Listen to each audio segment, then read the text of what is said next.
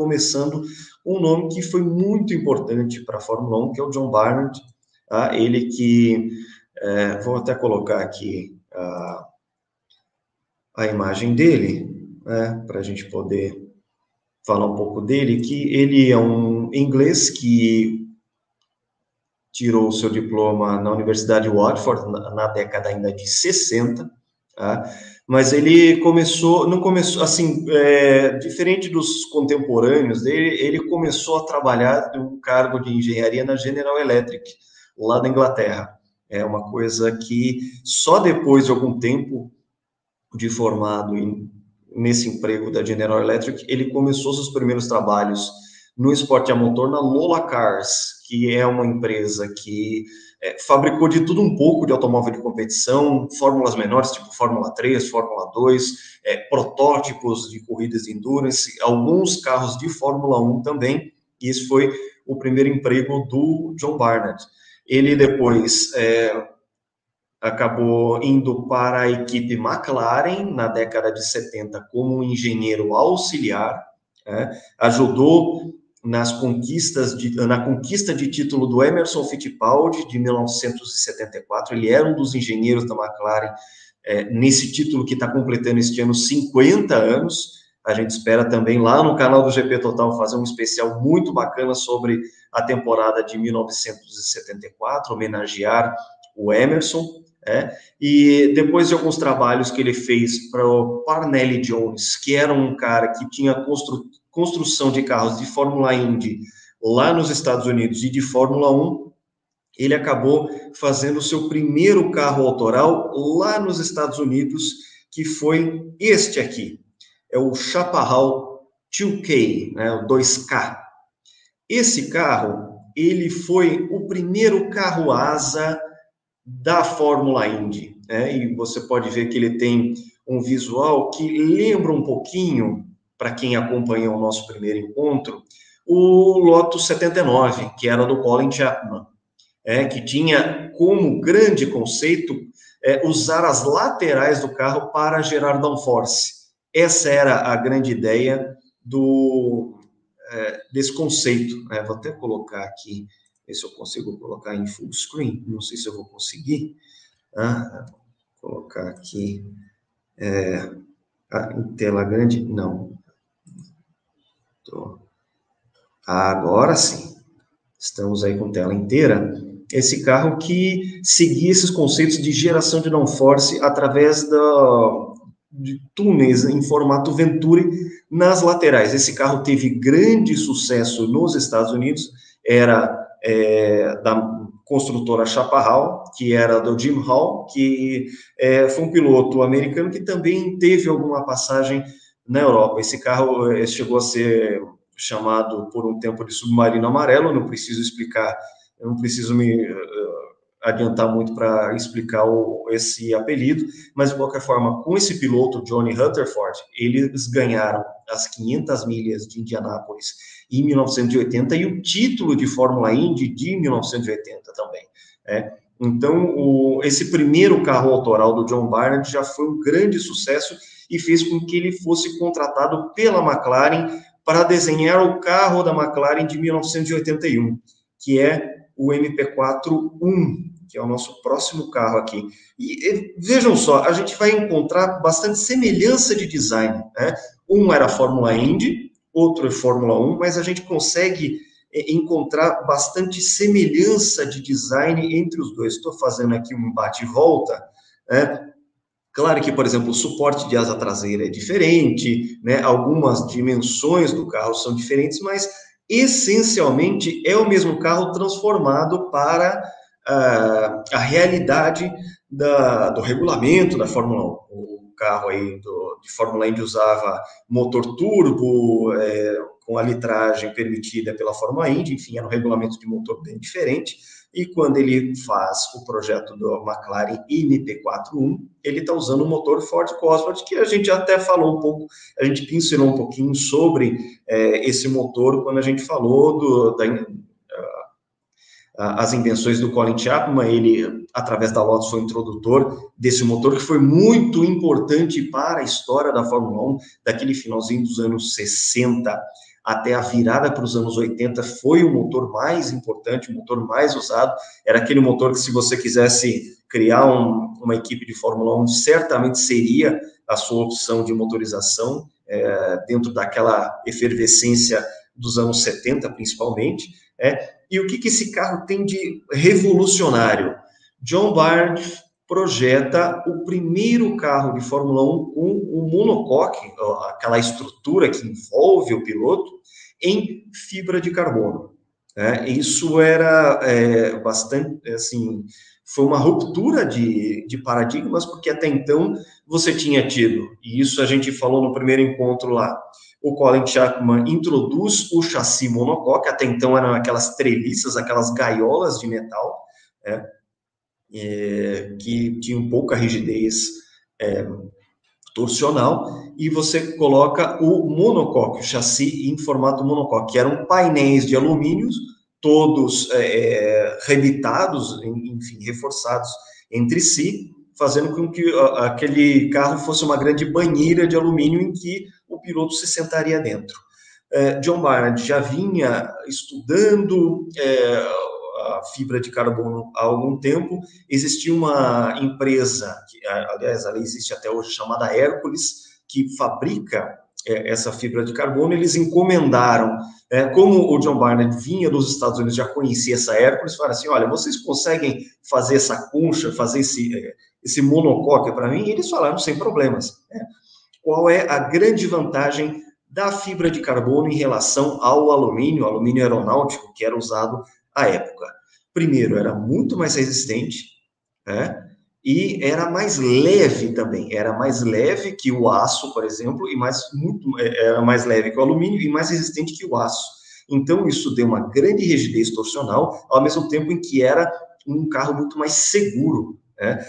Houve uma ocasião, eu até poderia ter colocado o vídeo aqui, na temporada de 81, que era a primeira temporada desse carro, o John Watson, que era o primeiro piloto da McLaren à época, ele deu uma pancada fortíssima no Grande Prêmio da Itália. Ele exagerou numa curva ali, acabou rodando e bateu com certa violência no muro interno, no guardrail interno do Autódromo de Monza, que todo mundo sabe tem grande velocidade.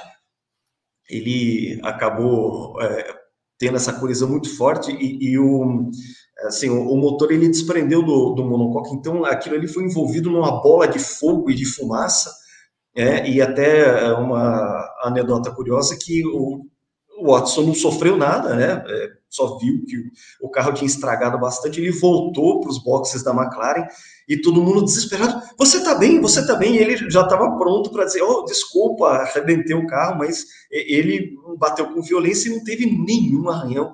Foi realmente uma grande prova de fogo, porque até então os engenheiros tinham um pouco de dúvida sobre a fibra de carbono em si. Se você batesse muito forte, ela ia explodir numa bola de carvão em pó, mas de qualquer forma, esse foi um primeiro monocoque usado e seria o padrão daí em diante.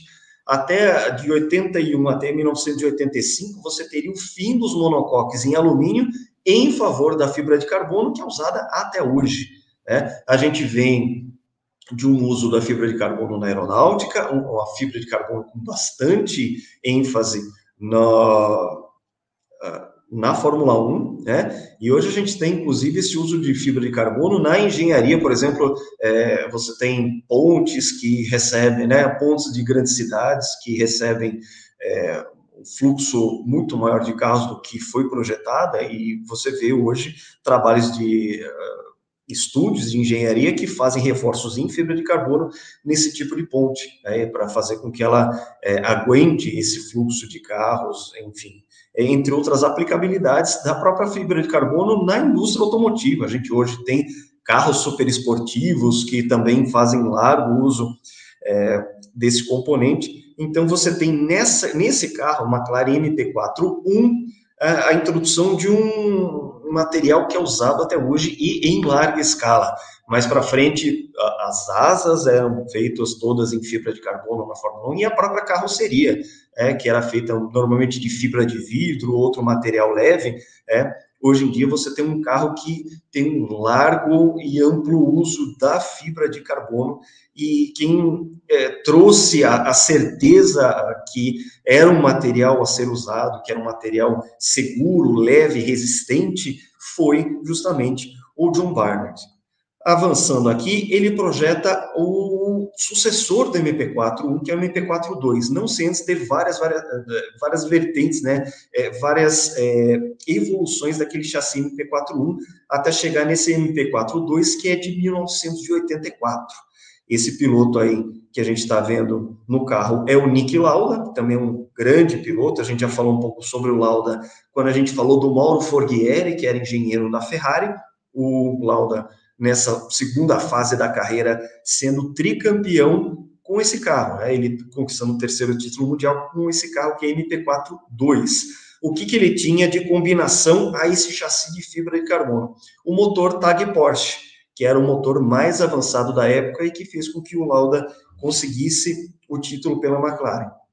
A partir do momento que você tem essa associação dos carros do John Barnard com esse motor TAG Porsche, que o próprio Barnard encomendou a Porsche, por que o motor TAG Porsche? Porque a TAG, que é uma empresa de tecnologia, pagou e a Porsche construiu. E construiu diante de exigências técnicas esquadrinhadas pelo próprio John Barnard, e que fez com que fosse um motor muito eficiente à época, um motor turbo, V6, um biturbo, e que acabou sendo vitorioso nos campeonatos de 1984 com Lauda, e depois em 85 e 86 com Alain Prost, ou seja, é um John Barnard que projetou o carro dominante dessa metade da década de 80, que é o auge da era turbo na Fórmula 1. Lembrando que teve um encontro aqui que a gente fez, né, Enio, que eu falei das eras da Fórmula 1, e eu destaco muito a era turbo. Eu tenho muito entusiasmo por essa era, também um pouco, claro, do afetivo. Eu sou um cara muito anos 80, nasci nos anos 80, eu sou de 1984, então, trazendo esse carro que foi, assim, o começo dessa era de títulos do John Barnard. Em seguida, ele vai para a Ferrari, e ele projeta esse carro que eu acho um dos mais bonitos da história da Fórmula 1. A era turbo acaba ao fim de 1988, e lá o John Barnard já está na Ferrari para projetar o carro para 89, que seria o carro aspirado, né? Você tem o banimento dos turbos em favor dos motores aspirados, né? Sem indução forçada. E, é claro, a Ferrari projeta um V12, que era tradicionalíssimo, né? A Ferrari sempre foi conhecida por seus motores V12, à época que não existia ainda a era turbo, né? Na era turbo ela fez o seu motor V6, e o John Barnard projetou esse carro, que é a Ferrari 640 de 1989.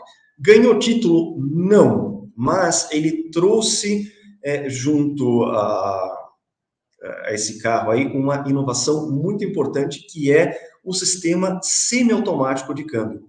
Ou seja, aquelas borboletas que ficam atrás do volante para mudar a marcha, ao invés do tradicional câmbio em grelha, o câmbio em H, que até então era amplamente usado na Fórmula 1. E o John Barnard teve uma motivação muito interessante para fazer esse sistema de câmbio. Ele queria fazer com que a secção frontal do carro fosse mais estreita, porque se você tem uma alavanca de câmbio à sua direita, né, você tem que alargar mais o cockpit. Então ele fez com intenções aerodinâmicas de ter um carro mais estreito, e com o benefício de ter o piloto o tempo inteiro com as mãos ao volante. Ele não precisava tirar a mão direita para cambiar o carro e ficar só com a mão esquerda, com a mão no volante, enquanto ele estava fazendo a sua pilotagem. Isso fez com que, inclusive, fosse uma pilotagem mais focada no mexer ao volante. Esse carro, ele estreou no Grande Prêmio Brasil de 1989 e teve uma estreia com vitória, né? Foi a última corrida da Fórmula 1 em Jacarepaguá, o finado Autódromo de Jacarepaguá, né? Que Deus o tenha, né? O Rio de Janeiro perdeu esse autódromo, infelizmente, em favor de um centro olímpico que hoje não existe. Ele praticamente está abandonado lá no Rio de Janeiro, uma tristeza isso, ele foi erguido com, né, o autódromo foi destruído com outro propósito, então o Rio de Janeiro ficou sem um autódromo e sem o Centro Olímpico, que é uma tristeza dupla, mas de qualquer forma é um carro que estreou com vitória, e teve uma particularidade muito interessante, que como era um sistema muito novo, e você ainda tinha que ter aquela curva de aprendizado da confiabilidade, o Mansell, em um dos seus pitstops, precisou trocar o volante. Lembrando que na língua inglesa você tem a palavra wheel tanto para roda quanto para volante, né? Steering wheel. Então, na transmissão inglesa, que foi do Murray Walker, que era o Galvão Bueno em inglês, ele falou que a Ferrari trocou 5 rodas nesse pit stop, e mesmo assim o Nigel Mansell acabou vencendo essa corrida. Ele venceria mais outra corrida naquela temporada na Hungria, e o Gerhard Berger, que era companheiro dele, ganhou o Grande Prêmio em Portugal. É um carro que acabou não sendo páreo para os carros da McLaren daquela época, mas que trouxe essa grande novidade, e que a evolução desse carro em 1990, com o Alain Prost ao volante, lembrando que aquela briga que ele teve junto com o Ayrton Senna dentro da McLaren, ele sai para a Ferrari, e essa Ferrari, já não mais com o John Barnard, mas com um modelo que foi refinado por outros engenheiros, quase conseguiu o título, que acabou nas mãos do Senna. O Prost foi vice, mas assim, foi uma grande evolução deste carro que foi introduzido pelo Barnard lá em 1989. Então a gente já tem assim contribuições enormes do Barnard. Primeiro, de ter trazido a fibra de carbono para a Fórmula 1, e justamente num carro que seria campeão, 84, 85, 86, e depois ele trazendo essa grande inovação que foi o câmbio semiautomático, e que anos mais tarde, né, ele seria introduzido para os carros de rua. Hoje a gente tem carros que não precisa, nem é tão caro, não são super esportivos, mas que tem essa opção de você fazer trocas manuais nesse carro através de borboletas atrás do volante. Tudo isso nasceu justamente com esse carro. A gente tem aí o primeiro carro o primeiro volante da história com essas borboletas atrás. Você tinha, com a mão direita você clicava marchas para cima, com a mão esquerda você clicava marchas para baixo. Isso aí não precisou de muito para os pilotos memorizarem e poderem fazer uma pilotagem que, como eu disse, era focada simplesmente em manter-se com as mãos no volante. Você não precisava mais tirar a mão do volante. É um carro que, curiosamente, ainda tinha o terceiro pedal da embreagem, mas era uma embreagem que você só precisava usar para colocar o carro em movimento. Depois você só precisava bater as borboletas atrás do volante para você subir marcha e descer marcha, ou seja, era uma embreagem que você usava só para botar o carro em movimento, né? Você, por exemplo, no pit stop, você acionava a embreagem, depois tirava, né? Engatava a primeira marcha, tirava a embreagem e você seguia para a corrida. John Barnard, ainda em 1990, ele vai para a equipe Benetton e projeta o carro, o B190, junto com outro projetista que a gente vai falar aqui, o Rory Byrne. A gente tem, sim, uma junção de dois grandes projetistas que eu estou trazendo aqui, que trabalharam juntos na Benetton em 90 e em 91. O John Barnard e o Rory Byrne projetam este carro aí, que é o B191, e para quem é fã do automobilismo e fã dos pilotos brasileiros que já passaram pela categoria, já viram que quem está a bordo desse carro é o Nelson Piquet, com o bônus de que quem está no carro ali atrás, a outro carro da Benetton, é o Roberto Pupo Moreno, naquela passagem em que a gente teve dois brasileiros, primeira vez na história que dois brasileiros ocupavam a vaga de dupla de pilotos numa equipe estrangeira, né? A gente já tinha tido isso na Copa de Suzuka Fittipaldi, mas claro, é um outro caso, é uma equipe brasileira com pilotos brasileiros, mas aí a gente teve a Benetton com o Nelson Piquet e o Roberto Moreno. E o que esse carro traz, né? A terceira grande revolução trazida pelo John Barnard.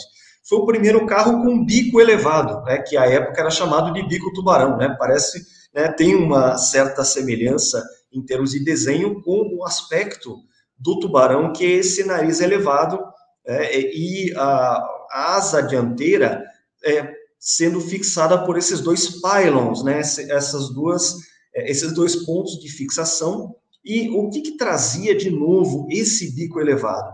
Você mudava o fluxo de ar tomado pela dianteira do carro. Lembrando que, se você pensar um pouco nos conceitos de aerodinâmica, o que você vai desenhar da frente do carro influencia, claro, em todo o fluxo aerodinâmico do carro, passando por ele, até chegar à asa traseira e sair do carro. A vantagem do bico elevado era você aumentar o fluxo de ar que passava por baixo do carro, fazendo com que o venturi atrás do carro, aquele difusor traseiro, lembrando que a essa época a Fórmula 1 já tinha estabelecido um assoalho plano, a gente falou bastante isso daquele encontro sobre o regulamento 2022 da Fórmula 1, que permitiu um maior uso do fundo do carro para você gerar downforce. Então, você tinha, com esse bico elevado, você tinha uma nova configuração de fluxo de ar entrando por baixo do carro, fazendo com que o difusor traseiro, né, aquele ar que passa por baixo, tivesse mais efetividade e fizesse com que o carro gerasse mais downforce com menos arrasto, que é o sonho de todo projetista, principalmente do setor de aerodinâmica, da Fórmula 1. Então, você teve essas três grandes revoluções trazidas pelo John Barnard. Ele não é o primeiro a fazer esse bico elevado, mas ele é aquele que faria com que o bico elevado ganhasse a forma, o shape que a gente ficou acostumado a ver. Aquele nariz elevado, os dois pylons segurando a asa traseira embaixo. E a gente viu anos e anos essa configuração na Fórmula 1, nascida justamente nesse carro B191, né, Benetton B191, que o Nelson Piquet, inclusive, ganhou o Grande Prêmio do Canadá de 91 com esse carro. Foi a 23ª e última vitória do Nelson Piquet na Fórmula 1, justamente com esse carro. A gente tem também, né, para quem viveu aquela virada dos anos 80 para os anos 90, a gente tem muito carinho afetivo dos títulos do Ayrton Senna e dessa passagem da Benetton 100% brasileira. Foi um período muito bacana, porque a gente teve, assim, no final de 1990, a gente teve vitórias do Piquet no Japão e na Austrália, né, de 1990. Depois, em 91, o Senna vence as 4 primeiras corridas de 91, e depois a 5ª corrida, que foi no Canadá, o Piquet venceu. Então, a gente teve 7 vitórias consecutivas de brasileiros, alternando entre Piquet e Senna.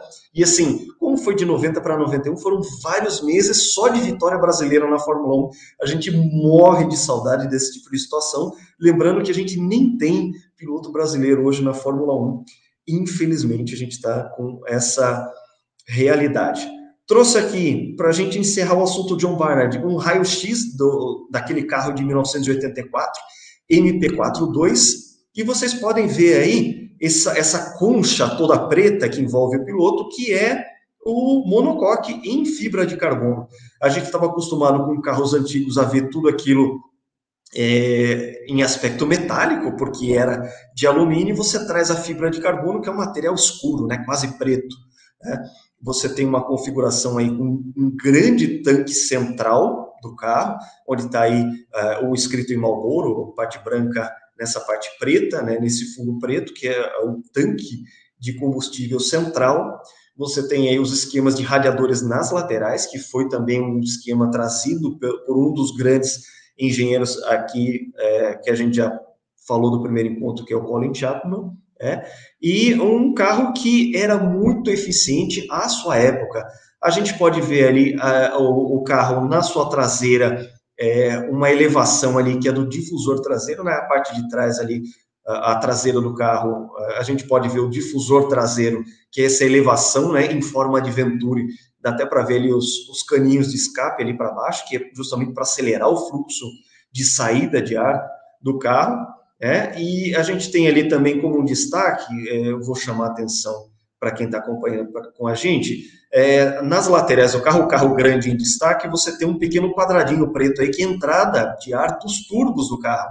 A gente consegue ver aí nesse raio-x, que é um turbo para cada bancada, essa parte aí é arredondada, né, a entrada do turbo, com sistemas de escapamento que iam em direção ao carro, né, pegavam o ar limpo, o turbo, usa as forças de gás do escapamento, pega ar limpo e fresco, coloca no intercooler, ele joga ar frio para dentro da câmara, um ar pressurizado, e isso fez com que as potências, a escalada de potência da Aeroturbo fosse incrível, que a gente saísse daquele Ford Cosworth que chegou ao máximo de 515 HPs em 1982, 83, para carros que em configuração de corrida em 1986 chegavam a mais de 1.400 cavalos, como era o exemplo do motor BMW de Fórmula 1. A gente já vai falar um pouquinho sobre esse motor quando a gente falar sobre o Gordon Murray, que é um dos engenheiros aqui do nosso encontro.